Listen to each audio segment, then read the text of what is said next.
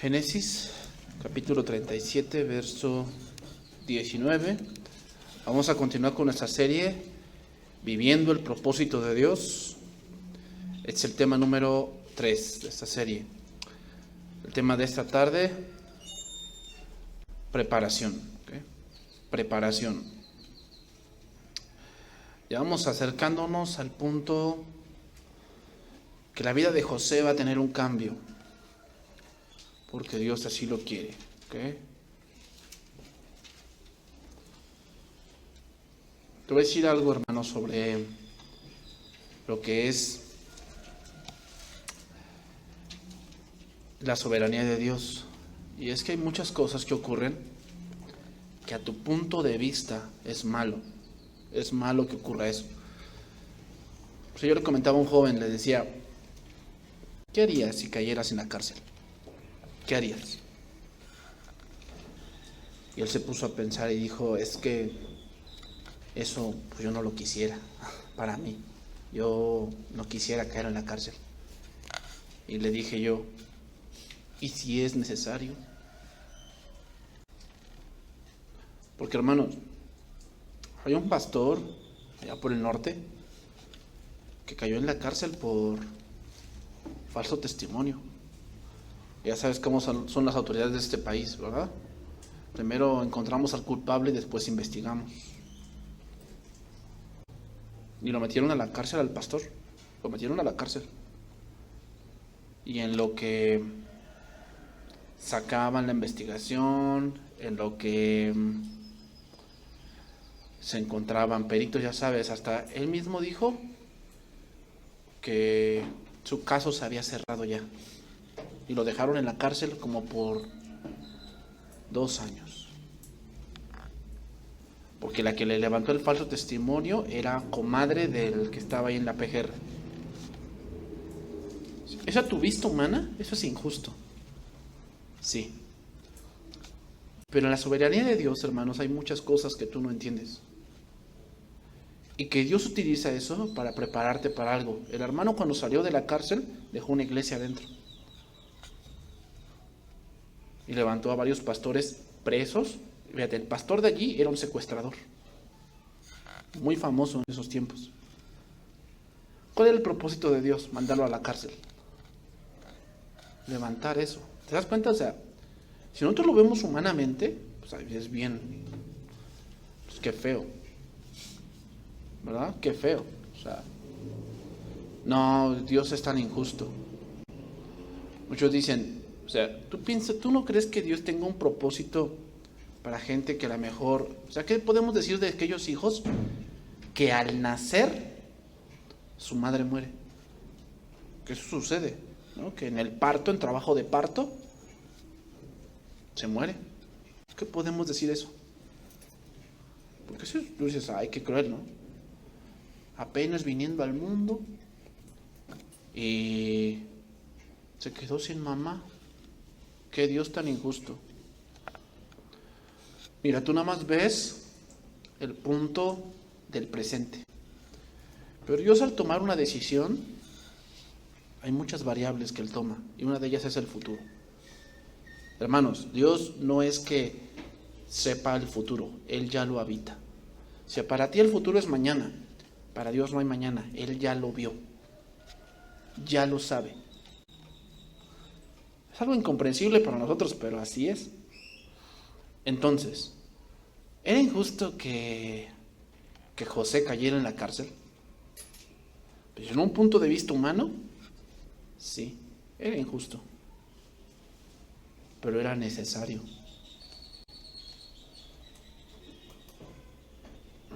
Era necesario. Entonces, Génesis 37, 19. Y le dijeron el uno al otro, he aquí viene el soñador, dice ahí. Ahora pues, venid y matémosle, y echémosle en una cisterna, y diremos, alguna mala bestia lo devoró, y veremos qué será de sus sueños. ¿Verdad? De la gavilla y el sol y la luna, ¿verdad? Cuando Rubén oyó esto, lo libró de sus manos y dijo, no lo matemos.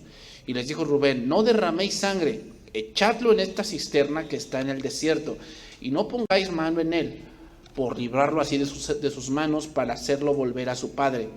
Sucedió pues que cuando llegó José a sus hermanos, ellos quitaron a José su túnica y la túnica de colores que tenía sobre sí, y le tomaron y le echaron en la cisterna, pero la cisterna estaba vacía, no había en ella agua.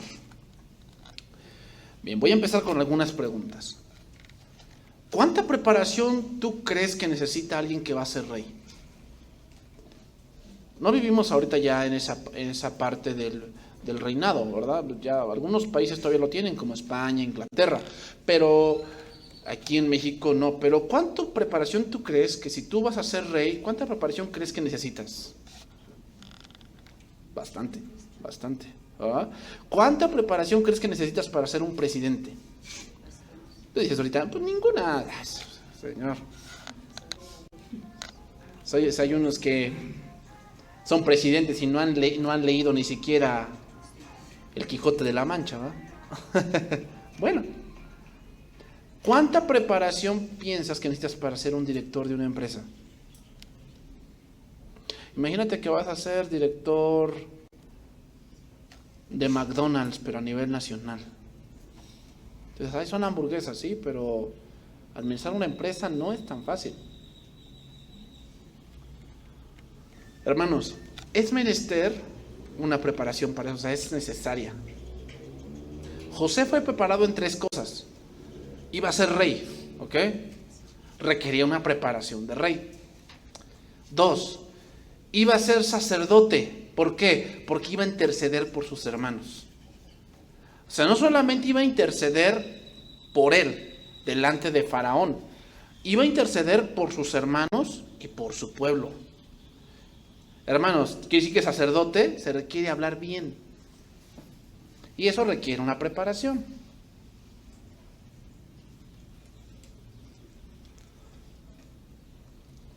Porque hay muchos cristianos que piensan que no necesitan prepararse. Ya Dios me dará. Sí, pero para que tu léxico sea más sazonado, requieres preparación. ¿Okay? Para que tengas una idea de lo que vas a hacer, requieres preparación. Y Dios no está peleado con el punto académico. No estoy diciendo que para servir tengas que tener un título. No estoy diciendo eso. Pero lo que sí estoy diciendo es que no debes ser un ignorante. Y otra cosa, número 3, que José iba a ser profeta. Profeta, ¿por qué? Porque él interpretó sueños, y eso es ser profeta. Y eso también requiere una preparación, hermanos. Ahora, cada área de José requiere una preparación distinta. Por decir, para ser profeta, ¿sabes cómo Dios te prepara? Soledad. Soledad. Una cosa es estar solo y otra cosa es sentirse solo. La segunda, sentirse solo, habla de depresión. Y muchas veces Dios va a permitir que estés solo. Eso es parte de la formación cristiana, Es parte de. O sea que a veces vas a sentir, donde sientes más la soledad es cuando alguien te traiciona. Ahí es donde sientes más la soledad. Porque todo el concepto que tenías de una persona, o todo el concepto que tenías de cierta organización, o de tu papá, o de tu mamá, o no lo sé, se derrumba y entonces te sientes solo. Y Dios utiliza eso para formarte. ¿Sabes dónde sienten más la soledad? En la cárcel. Ese es un común denominador que yo he visto en muchos que han caído en la cárcel. Soledad. Dice, es que me siento solo porque nadie me viene a ver. Estoy aquí y no me entero de si mi esposa tiene de comer, mis hijos, mis hermanos, mi mamá. No sé nada. Soledad. Y Dios ocupa eso para formarte. Entonces, hermanos, una cosa es estar solo y otra cosa es sentirse solo. Estar solo significa que a lo mejor no tienes así alrededor gente que te esté apapachando, pero tienes a Dios. y estás bien. O sea, no significa que me aíslo, no. Significa que estoy aprendiendo cosas con Dios. Y a veces es necesario, hermanos, estar solo por un tiempo. Dios te forma en esa parte. Pero vamos a ver la primera, ser rey. ¿Cuál fue la preparación para ser rey, hermanos? ¿Cuál es la preparación para ser rey? Humillación. Humillación. Esa es la fórmula para ser preparado para ser rey. Humillación. Es decir, Dios te despoja de tu orgullo.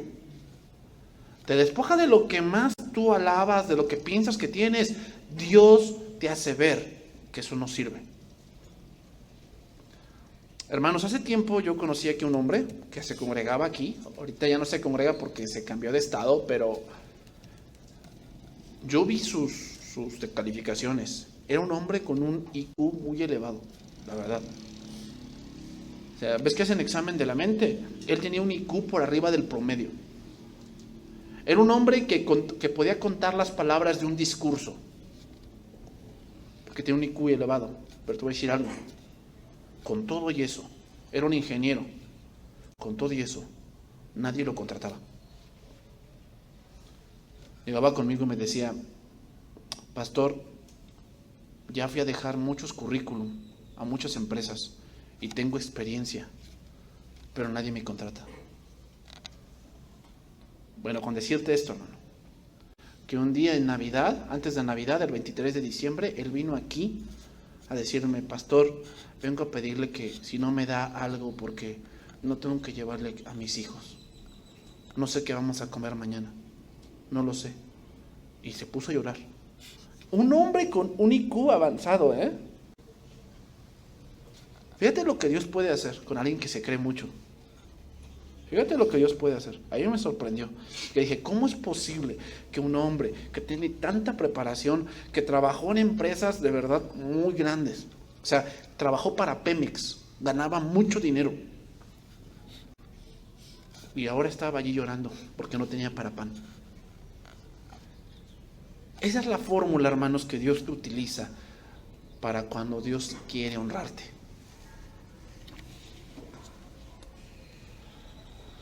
Cualquiera que quiera ser rey, primero tiene que ser humillado. Entonces vamos a ver cómo empezó todo, ¿no? Sobre este punto de la humillación. Génesis 37:12. Aquí es donde empezó todo. Dice: después fueron sus hermanos a apacentar las ovejas de su padre en Siquem. Y dijo Israel a José, o sea, aquí es Jacob, pero ya le llaman Israel porque ya Dios le cambió el nombre. ¿Ok? Israel a José le dijo: tus hermanos apacientan las ovejas en Siquem, ven y te enviaré a ellos. Y él respondió: heme aquí. Ese heme aquí y este mandato finalizan una etapa de José. ¿Cuál es la etapa que va a finalizar? La etapa de ser el hijo consentido. Él era el hijo consentido.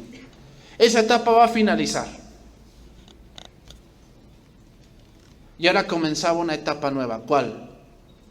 Humillación. Humillación. Siquem es interesante, hermanos. La palabra Siquem significa hombro. Hombro.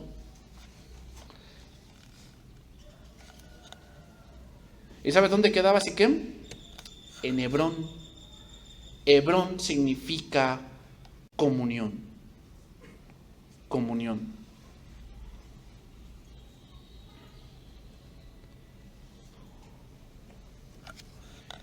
¿De dónde salió Cristo? De la comunión con el Padre, ¿no? Estaba desde el principio con el Padre. En el principio era el Verbo, y el Verbo era con Dios, y el Verbo era Dios.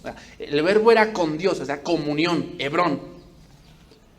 Ahora, ¿para qué se utiliza el hombro? En Isaías 9:6, hermanos, dice esto: porque un niño nos es nacido, hijo nos es dado, y el principado sobre su hombro. El hombro en la Biblia, hermanos, es símbolo de un reino. ¿Has visto cómo ordenan a los caballeros? Agarran una espada, ¿y dónde se la ponen? En los hombros. ¿Por qué? Porque es donde está el vigor. Cuando tú cargas algo, ¿dónde lo cargas? En los hombros. Porque ahí es donde está la mayor parte de tu fuerza. Habla de eso. ¿A dónde iba José? Salió de la comunión de su padre, Hebrón. ¿Y a dónde iba? A Siquem, que iba a ser rey. ¿Pero estaba listo? No, todavía no.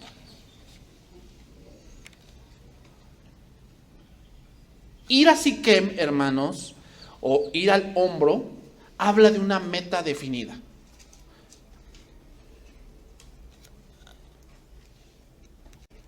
Jesucristo fue enviado a esta tierra por una meta. ¿Cuál? Buscar y salvar lo que se había perdido. Pero fíjate bien esta frase, Mateo 4:17. Mateo 4:17 dice esto, Mateo 4:17. Entonces, desde entonces comenzó Jesús a predicar y a decirles, arrepentíos, porque el reino de los cielos se ha acercado. Esa frase, el reino de los cielos, es común en Mateo. ¿Por qué? Porque Mateo es un evangelio a los judíos. Y los judíos esperaban un Mesías que viniera a imponer su reino. Pregunta, ¿Jesús impuso su reino? Sí, pero no es un reino físico. No es un reino físico. ¿Qué le dijo a Pilatos? Mi reino no es de este mundo. Si yo fuese de este mundo, los míos que pelearían por mí, pero yo no soy de este mundo. Mi reino no es de este mundo.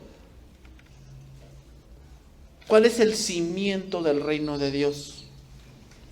Según este verso, Mateo 4:17, el arrepentimiento.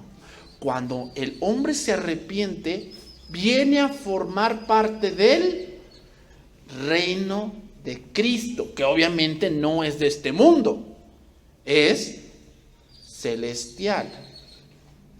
Entonces, Siquem, hermanos, que es el hombro, significa hombro, es un valle. Es un valle, o sea, lo que tenía que hacer José es venir y bajar en una colina donde había muchos pastizales, donde iban a llevar a sus rebaños. Descender, hermanos, descender habla de humillación. Podemos decir que es el valle del dolor. Ahora, ¿qué tenía que quitarle Dios a José? ¿Qué tenía que quitarle Dios a José? Proverbios dice, cuando los malos gobiernan, el pueblo clama. ¿Será verdad? Pues ve a Venezuela. ¿Has ido de Venezuela? ¿Sabes lo único que tiene bueno Venezuela? La gasolina. Es muy barata, el litro ahí te cuesta $1.70. Pero todo lo demás, hermanos, porque cuando los malos gobiernan, el pueblo clama. José tenía dos cosas que Dios tenía que quitarle. Número 1, su egocentrismo.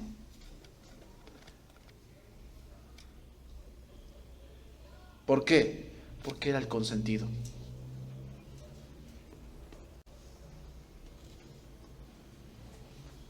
¿Qué piensa el consentido cuando su papá va a morir? Que él se va a quedar con todo. Eso es lo que él pensaba.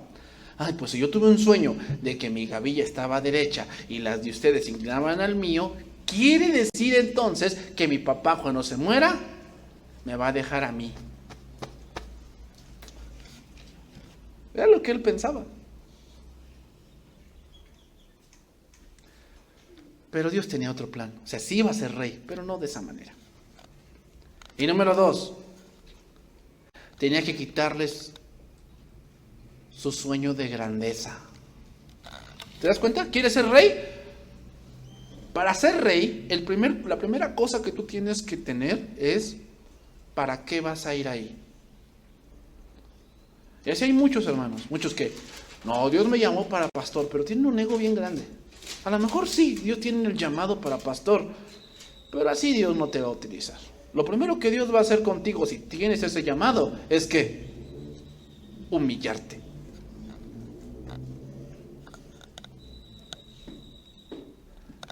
Mientras los hermanos estaban afuera, en el sol, apacentando ovejas, ¿dónde estaba José? En la casita con su papi. ¿Verdad? ¿Así podía ser rey?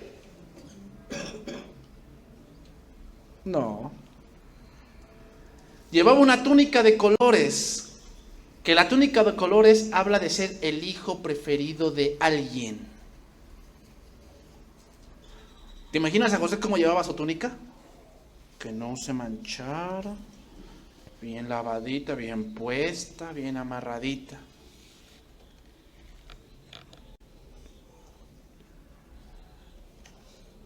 Entonces, hermanos, esto mucho pasa en la iglesia.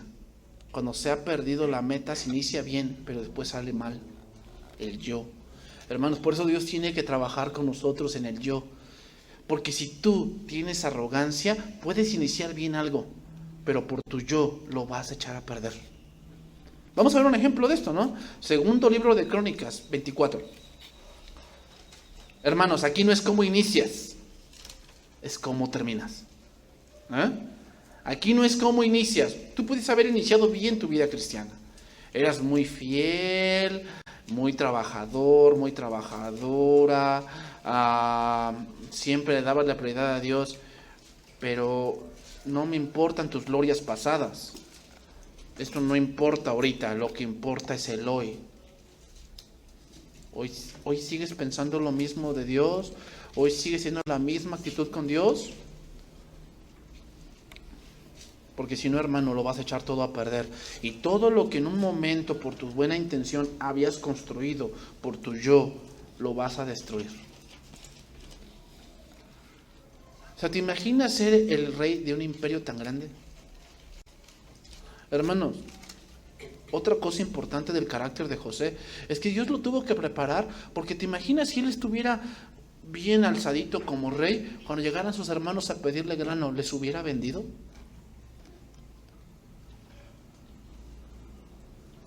Pero hermanos, tenemos que ver una cosa. Una cosa es el punto de lo que te hicieron y otro punto es lo que tienes que hacer. Y eso es muy importante, hermanos. Una cosa es tu servicio a Dios y otra muy diferente tu amistad. Y cuando se mezcla eso, va a haber un problema. Y Dios tiene que enseñar a eso. Hermano, cuando tú estás sirviendo, no eres ni el papá de nadie ni el mamá de nadie. Tú eres un servidor y tienes que comportarte como eso. Pero para aprender eso, tiene que haber humillación. Si no hay eso, no vas a poder hacerlo.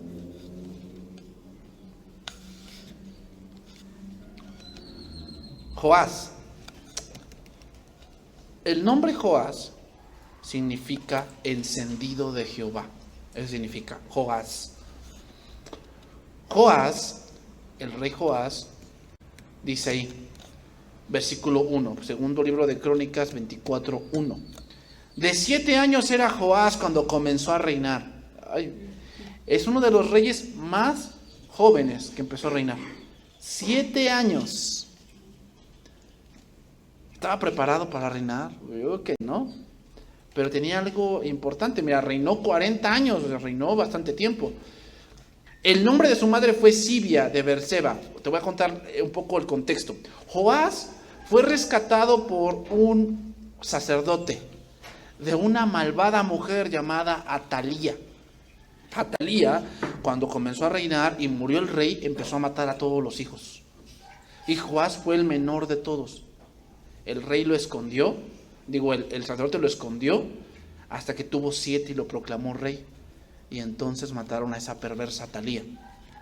Bueno, Joás salió, dice, y Joás hizo lo recto ante los ojos de Jehová todos los días de Joiada el sacerdote. Ese es el punto ahí. ¿Cuánto tiempo vas a hacer tú lo bueno? ¿Mientras tu papá viva? ¿O tu mamá viva? ¿O mientras tengas trabajo? Una de las cosas en las que José tuvo que ser entrenado es ser alejado de su padre por mucho tiempo. ¿Por qué? Porque tenía que hacer las cosas no por su padre, sino por Dios.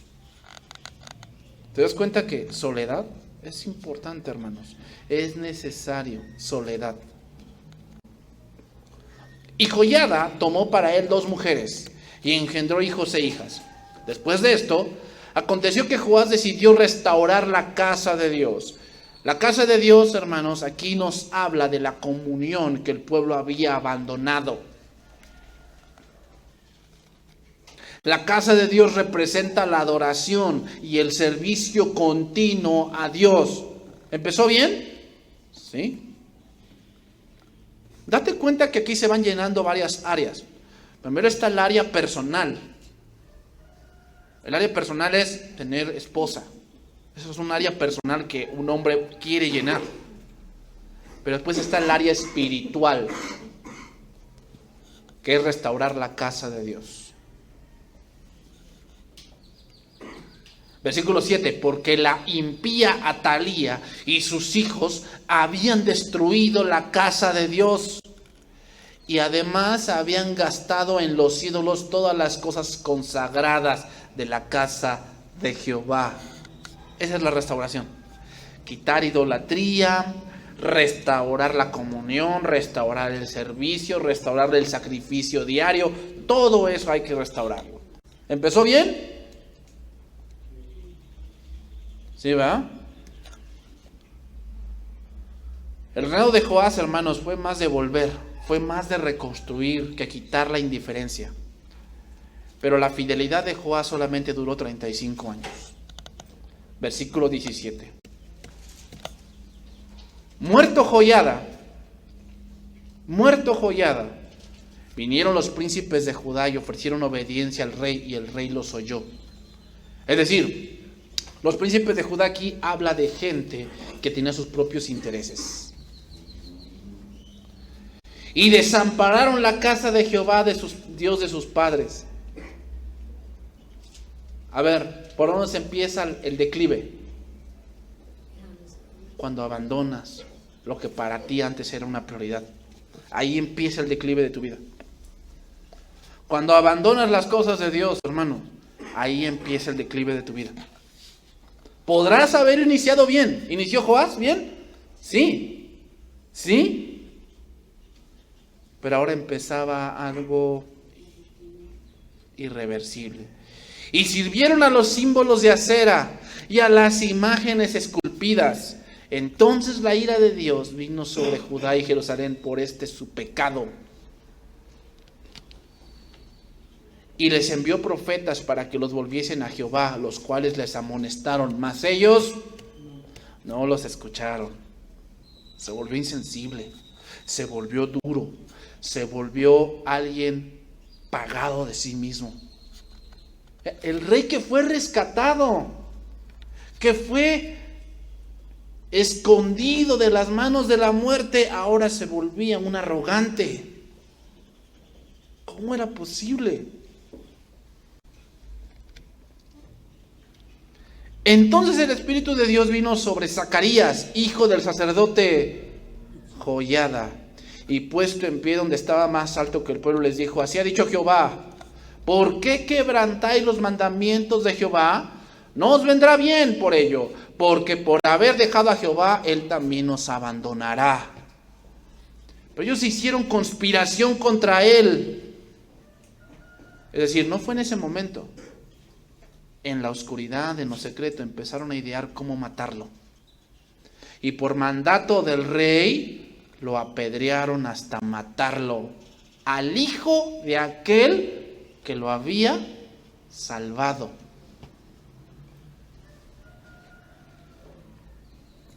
¿Empezó bien? Sí. Pero te das cuenta cuando no hay una humillación lo que puede pasar. Aquellos que un día te apoyaron, tú les puedes volver la espalda. Y no solamente eso, matarlos. Así el rey Joás, versículo 22, no se acordó de la misericordia que Jehoiada, padre de Zacarías, había hecho con él. Antes mató a su hijo, quien dijo al morir: Jehová lo vea y lo demande. Joiada, hermanos, murió a los 130 años. 130 años. Mira, murió más longevo que Moisés. Moisés murió a los 120. Al morir Joiada, hermanos, Joás se sintió libre de expresarse. Y ese es el peligro. Que cuando muere alguien que te frena, ya no va a haber nada que te frene. Y vas a sacar lo que de verdad eres. Sí, por un momento por alguien te puedes frenar. Y decir, no lo voy a hacer. Hay hijos que dicen esto: yo no lo voy a hacer mientras mi madre viva. Pero cuando mi madre muera, vas a saber quién soy yo. Joás. Sí, te puedes frenar por un momento, pero por una persona. Pero cuando esa persona es quitada, te puedes volver, o vas a sacar lo que de verdad eres. La idolatría, hermanos, se hizo evidente cuando su corazón se apartó de la casa de Jehová. Como resultado, la ira de Dios vino sobre ellos. Hermanos, Joás es la imagen de aquel creyente que lleva algunos años en la llenura del Espíritu y después se deja guiar por la carne.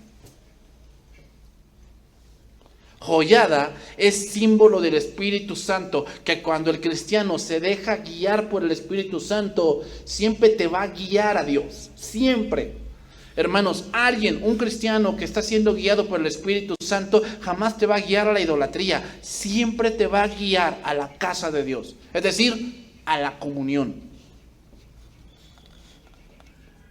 Por eso te digo, te lo vuelvo a repetir. Alguien que dice, Dios me dijo, pero no lo está guiando a la comunión con Dios, a la humillación a Dios, sino a lo que Él quiere, ese no es la llenura del Espíritu Santo, esa es su carne.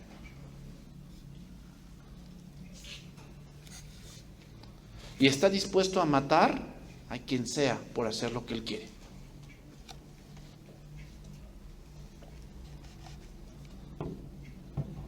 Por eso es necesaria la humillación, hermanos. Por eso es necesaria. Porque si no, cuando la autoridad que tú tengas sea quitada, tú vas a hacer lo que quieras. El rey no está para hacer lo que quiera, hermanos. Ese es el pensamiento de muchos. O sea, dicen, yo quiero ser el pastor, yo quiero ser coordinador, yo quiero ser presidente, yo quiero ser rey para hacer lo que yo quiera. No, no es para eso. No puedes hacer lo que tú quieras, no. Porque si haces eso, te vas a destruir a ti mismo. Porque, hermanos, no sabemos elegir. Entonces, retomando con José, Génesis 37:13. Retomando con José, Génesis 37:13. Y dijo Israel a José: tus hermanos apacientan las ovejas en Siquem. Ven, y te enviaré a ellos. Y él respondió: heme aquí. El rey le dijo: ve ahora, mira cómo están tus hermanos y cómo están las ovejas, y tráeme la respuesta. Y lo envió del valle de Hebrón y llegó a Siquem. Ya sabemos lo que es eso, ¿no? Dice, y lo halló un hombre andando él errante por el campo. ¿Por qué dice errante? Porque eso es lo que pasa cuando tienes una soberbia muy alzada. Piensas que tomas buenas decisiones, pero lo único que haces es andar errante, o sea, dando vueltas. No avanzas. ¿Por qué le pasó eso a José? ¿Por qué no llegaba a Siquem, sino andaba errante? Porque se sentía el Juan Camaney. Sí. No, a mí nadie me dice. Yo sé lo que tengo que hacer. Por eso andaba errante, hermanos. El problema es que, como dice Romanos, profesando ser sabios, se hicieron necios. O sea, date cuenta, o sea, el hombre que necesita ser humillado es un hombre que Piensa que sabe, piensa que ya lo leyó y piensa que lo sabe todo, pero en realidad no sabe nada. Y necesitas ser humillado para aprender. Ese es el problema de la juventud del día de hoy, ¿no? ¿Por qué se le ponen al tú por tú con el maestro de la escuela? Porque piensan que lo saben. Pero no saben hacer ni la primera derivada, pero dicen que saben.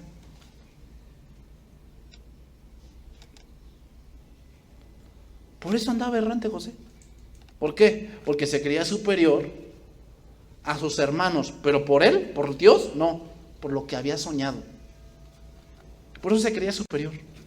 ¿Pero era superior en verdad? No. Y le preguntó a aquel hombre diciendo, ¿qué buscas? ¿Qué buscas? O sea, como que, ¿qué estás haciendo? O sea, ¿no se supone que tú vas a ser rey? Pues entonces, ¿qué estás haciendo? ¿Por qué no te preparas? Hasta que Dios me diga, no, así no funciona. Así no funciona.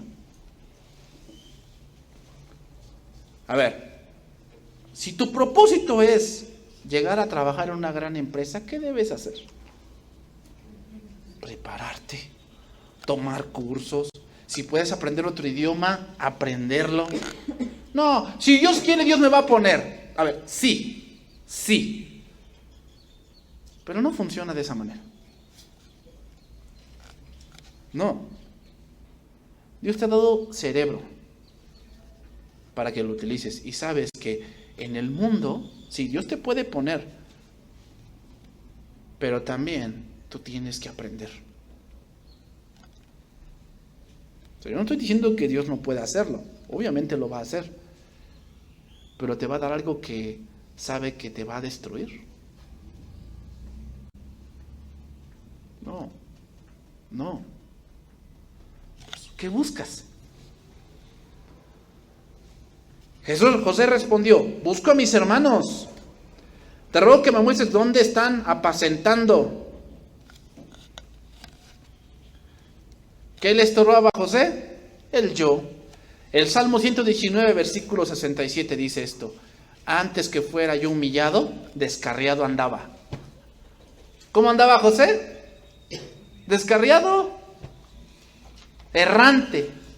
Antes que fuera yo humillado, descarriado andaba. Mas ahora guardo tu palabra.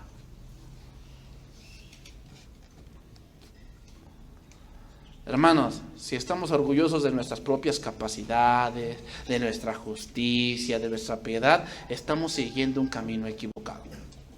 Eso es lo que pasaba con José. Fue a buscar a sus hermanos, pero con el yo así de que, ¿dónde están mis hermanos? Porque voy a checarlos que estén haciendo bien el trabajo. ¿Dónde están apacentando? Porque pues, son medio flojillos, tengo que ir con ellos a decirles cómo se hace.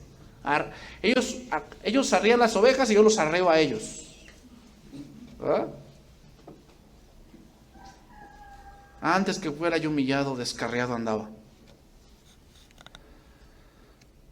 Versículo 75, Salmo 119, versículo 75. Conozco, oh Jehová, que tus juicios son justos y que conforme a tu fidelidad me afligiste. Sea ahora tu misericordia para consolarme, conforme a lo que has dicho a tu siervo. Hermanos, un cristiano que es humillado de una manera u otra tiene ante sí la prueba de que se encuentra en un camino equivocado. O un cristiano que es humillado tiene una prueba clara de que está en un camino equivocado. Hermanos, la humillación tiene la función del dolor. ¿Cómo te das cuenta que hay algo mal en tu cuerpo? Porque hay dolor. O sea, ay, se me picó una muela. ¿Cómo sabes que te picó la muela? ¿Ya la viste? ¿O se te metiste un espejo y te viste la muela? Tienes dolor. Sabes que hay algo mal. Te duele el ojo. Ay, me duele el ojo y veo doble. Hermanos, yo platiqué con un pastor que apenas le dio una parálisis en el ojo. Le dio una parálisis. Yo le pregunté, pastor, ¿cómo inició esto? Él me dijo, es que tuve un fuerte dolor de cabeza y no se me quitaba. y le dio una parálisis en la retina. Porque hermanos, ser pastor no solamente es sentarte 2, 3 horas y estudiar.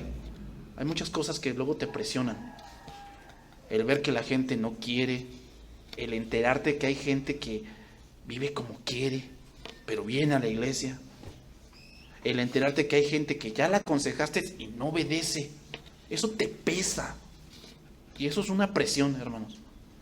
Y a veces por tanta presión, que tú también como humano tienes problemas. También con tu familia tienes problemas. Y eso a veces resulta en 2 cosas. O en un derrame cerebral o en una parálisis facial. Por eso la comunión del pastor con Dios es muy importante, porque puede resultar en eso.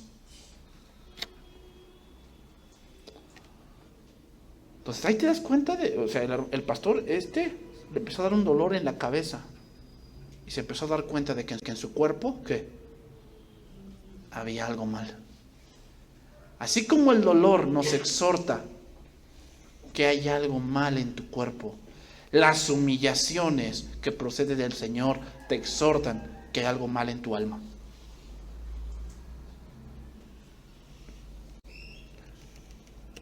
O sea, ¿por qué será que a este hombre que te conté al principio llegó hasta ese punto de mendigar pan? Porque había algo mal en su alma. Por eso Dios permite la humillación. O sea, yo no estoy diciendo que todas, hermanos, pero hay mujeres que ¿por qué sufren ese maltrato? Porque hay algo mal en su alma y lo necesitan. Porque se creen tan soñadoras que piensan que lo pueden sin Dios. Y viene alguien que las humilla. Dicen, es que el maltrato, sí, yo estoy de acuerdo que a la mujer no se le debe maltratar, ni golpear, no. Pero a veces Dios permite esa humillación, porque si algo tiene la mujer es eso, que quiere usurpar el lugar de autoridad. Ojo, yo no estoy diciendo que todas, no.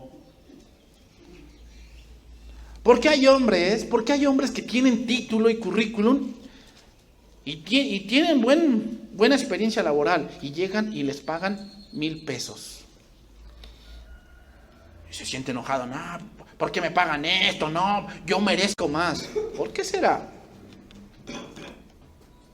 Tal vez porque hay algo mal en tu alma que Dios tiene que tratar.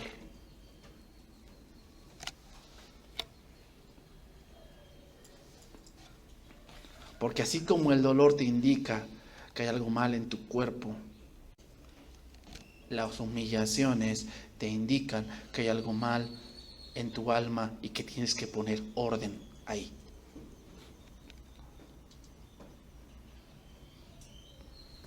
Hermanos, muchas veces Dios ocupa eso. Y es bueno que cuando pases por ese punto de humillación, te sientes y analices qué está pasando. ¿Qué está pasando? ¿Por qué estoy en este punto? ¿Por qué? ¿Por qué Dios está permitiendo esto? Que se burlen de mí o esas cosas. ¿Por qué Dios lo permite? Tal vez uno de los problemas está en tu alma. Necesitas poner orden. Continuamos. Génesis 37, versículo 15. Génesis 37, versículo 15.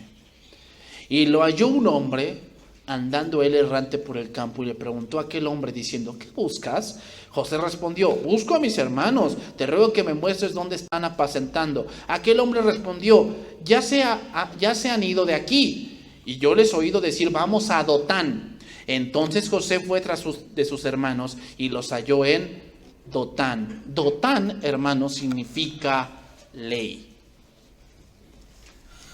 ¿Para qué está un rey? ¿Para qué está un presidente?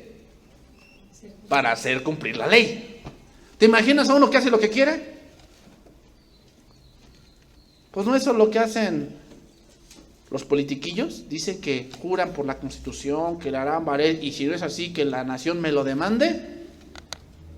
¿Y qué hacen con las leyes? Las pisotean. ¿Por qué? Porque se creen Juan Camaney. O sea, no, a mí nadie me dice nada. Y a mí la ley me hace los mandados. Yo hago lo que yo quiero. No. No. ¿Qué tenía que aprender José?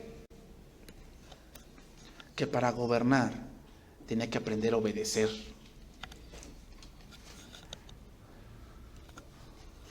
Gálatas capítulo 4, versículo número 4 dice esto. Mira, Jesús pasó por lo mismo. Jesús pasó por lo mismo. A ver, ¿te has puesto a pensar por qué si era Dios se sujetaba? Él también iba a la Pascua. Él también celebraba la fiesta de los tabernáculos. Él también se bautizó. ¿Dónde estaba escrito eso? En la ley. ¿Pero por qué? Si Él es Dios, ¿no está por encima de la ley? Sí, pero un rey debe de aprender que la ley es la prioridad.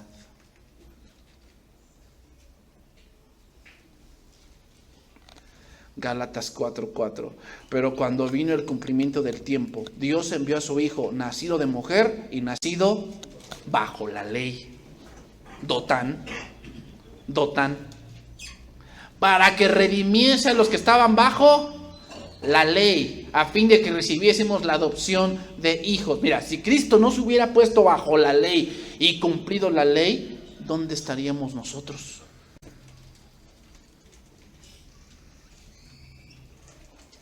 No hubiéramos tenido salvación. Porque la ley, hermanos, la ley es la medida que Dios busca para que tú seas santo. Por eso nadie puede cumplir la ley. Solamente uno la pudo cumplir: Jesucristo. Entonces, cuando tú crees en Cristo y pones tu fe en Él, su justicia te es imputada a ti. Ahora tú eres santo, pero no porque hayas hecho tú la ley por tus fuerzas, sino porque Cristo lo hizo por ti. Por eso cuando te pregunten, ¿y ustedes cumplen la ley? Sí. Ay, ¿a poco tú sí guardas todo eso del sábado? No. ¿Sabes cómo la cumplí? Por gracia. Por eso la gracia es mayor que la ley. ¿Por qué? Porque la gracia no solamente te hace cumplir la ley, sino que te pone por encima de la ley. ¿Pero quién se puso bajo la ley?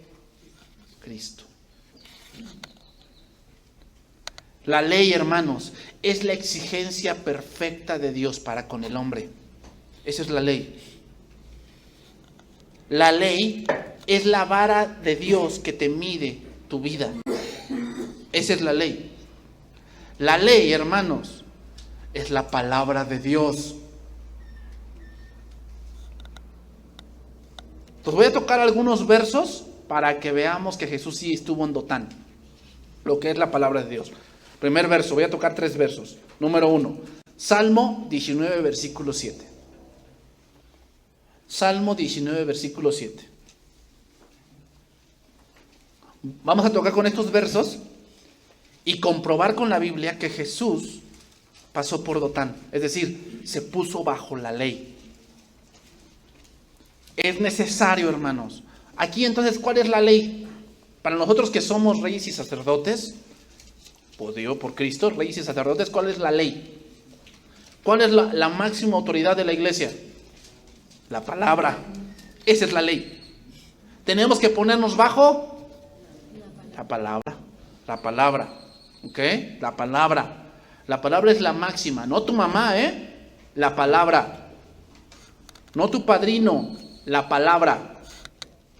¿Aún por encima de la Constitución? Sí. Si la Constitución mexicana o la Constitución estadounidense o la Constitución polaca no agrede los principios de Dios, debemos sujetarnos. Pero si la ley te dice, ¿no puedes leer la Biblia? ¿Vamos a sujetarnos a eso? No, la palabra está por encima de eso. La palabra es Dotán. Entonces dice, Salmo 19, versículo 7. La ley de Jehová, ¿qué? Es perfecta, que convierte el alma. El testimonio de Jehová es fiel, que hace sabio. ¿Sabes? La palabra sencillo es una palabra hebrea, patá. De ahí viene patán. Ay, es que eres un patán. ¿Qué significa un patán? Cuando te dicen a la mujer patán, es que eres un patán. Sí, es como que hay alguien que no entiende, tiene la cabeza dura. Bueno, hermanos, sí, a veces tenemos la cabeza dura por el pecado. ¿Quién te va a hacer que entiendas? La palabra. A ver, ¿Quién de nosotros es perfecto? Nadie. ¿Cómo podemos entonces llegar a Dios si la ley de Jehová es perfecta y yo no lo soy? Por Jesucristo. Dotán. ¿Sí pasó Jesucristo por Dotán? Sí, porque Él es perfecto. Yo no lo soy. Jesucristo jamás transgredió una ley. Jamás. Jesucristo jamás mintió. Jesucristo jamás pensó mal de alguien. Jesucristo jamás tuvo un deseo malo. Jamás tuvo concupiscencia. Nunca odió a nadie, ni tuvo amargura. Jesucristo es perfecto. Eso es Dotán.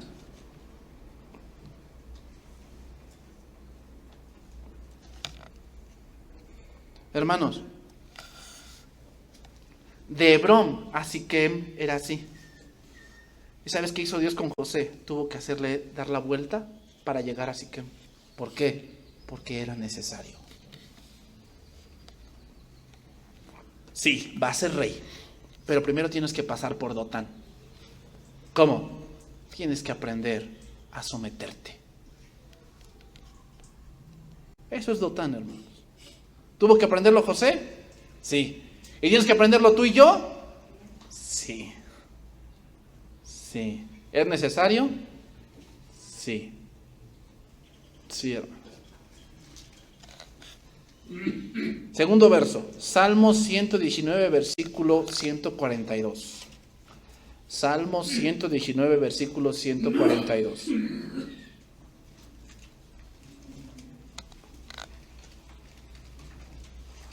Salmo 119, versículo 142. Dice: tu justicia es justicia eterna, y tu ley, la verdad. Tu ley, la verdad. ¿Quién tiene la verdad? La verdad no es algo que pensamos, hermanos. La verdad es una persona. Jesucristo dijo: yo soy el camino y la verdad y la vida, y nadie viene al Padre si no es por mí. ¿Cómo puedes distinguir la verdad en un mundo lleno de relativismo? ¿Cómo es de relativismo? Que muchos tienen su verdad de acuerdo a lo que viven, de acuerdo a lo que sienten y de acuerdo a cómo han visto las cosas. Esa es su verdad, pero no es la verdad absoluta, porque eso va a cambiar de acuerdo a sus circunstancias. ¿Cómo podemos distinguir que de verdad es la verdad? Porque Dios lo dice. Si Dios lo dice, es la verdad.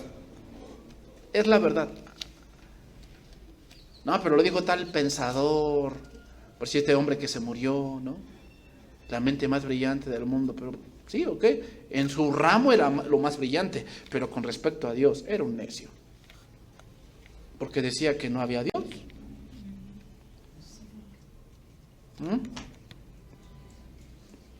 Entonces, tu ley es la verdad. Pregunta: ¿quién de nosotros es verdaderamente veraz? Nadie. Nadie.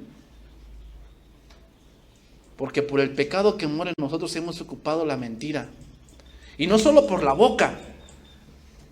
¿Qué me dices cuando tratamos con amabilidad a alguien, pero con rencor en el corazón?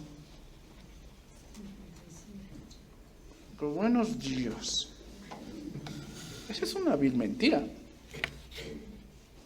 Y Dios está mirando eso. Hermanos, todos por naturaleza somos expertos en fingir.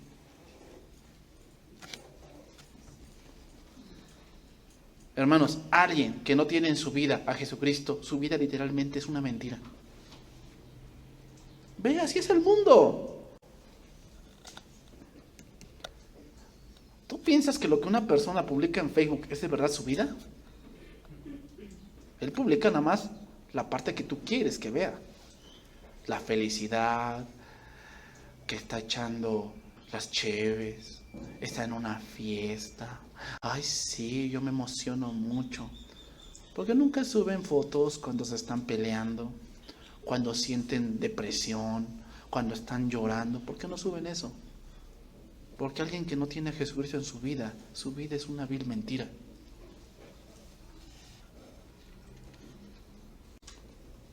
Entonces, si no somos veraces, ¿quién sí lo es? Jesucristo. Dotán, otra vez. Dotán. Así lo dice Romanos 3, que el hombre siempre es mentiroso. Jesucristo nunca dijo una mentira. Si lo dice la Biblia, es verdad. Jesucristo lo dijo, es verdad. Él nunca miente. Dotán. Último verso, Proverbios 6:23. Con eso vamos a ir terminando. Proverbios 6:23.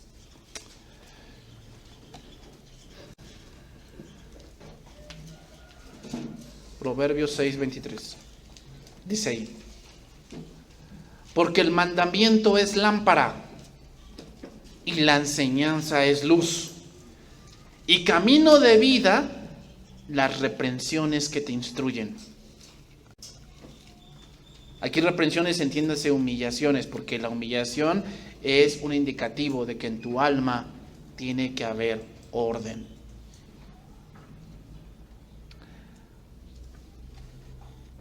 Pregunta: ¿qué es lo que hace evidente lo oculto? La luz.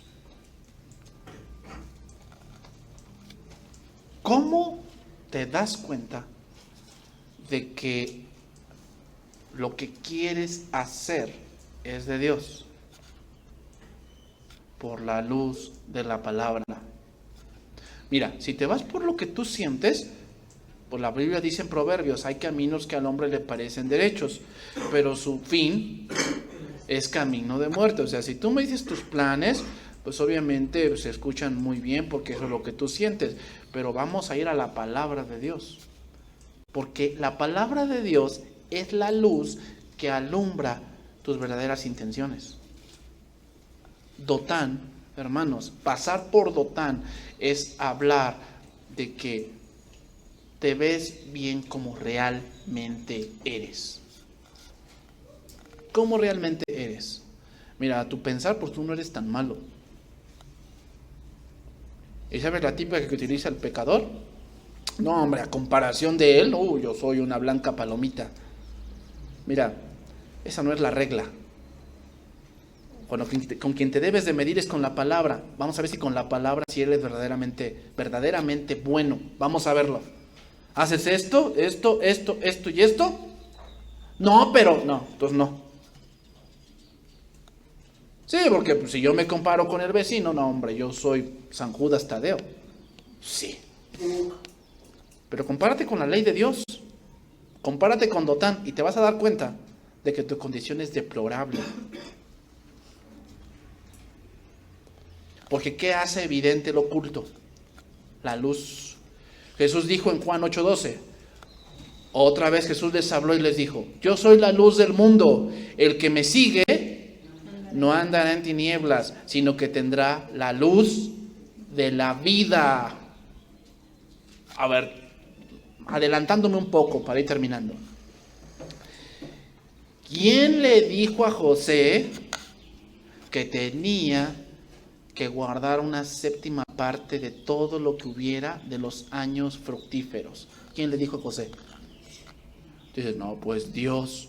Sí. Pero tú piensas de que, pues 5 por 4, 20, y esto y el otro. Hermanos, para eso hay un entrenamiento. ¿De dónde salió? ¿De dónde lo mandó a llamar el faraón? De la cárcel. Y en la cárcel, pues no hay comida en abundancia, ¿eh? En la cárcel hay que racionar la comida, ¿verdad? ¿Dónde aprendió a racionar comida?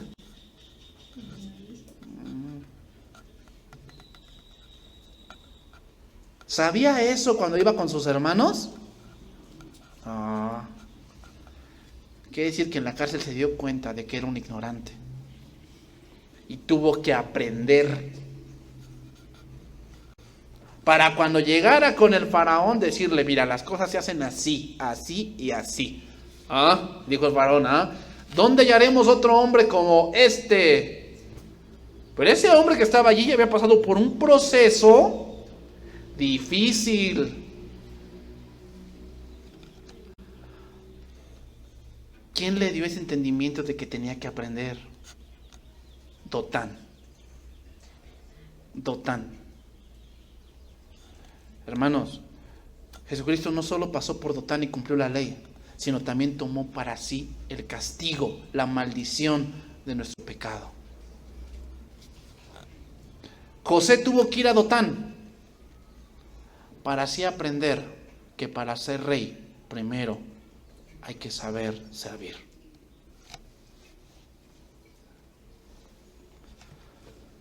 ¿Somos reyes y sacerdotes? Sí, hermanos, somos reyes y sacerdotes. Pero para llegar a ser el rey que de verdad tú debes de ser, primero tienes que aprender a ser humillado.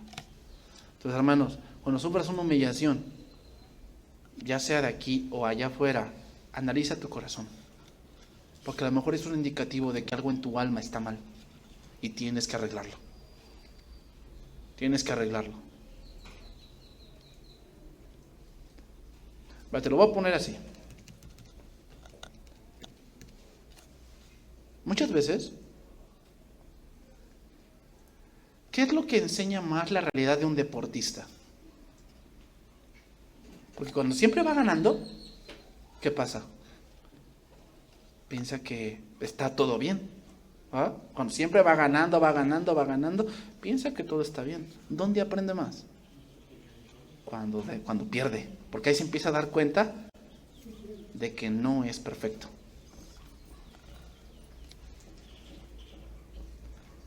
Entonces, hermanos, muchas veces Dios va a permitir que pierdas para que te des cuenta que aún te falta trabajar en ti.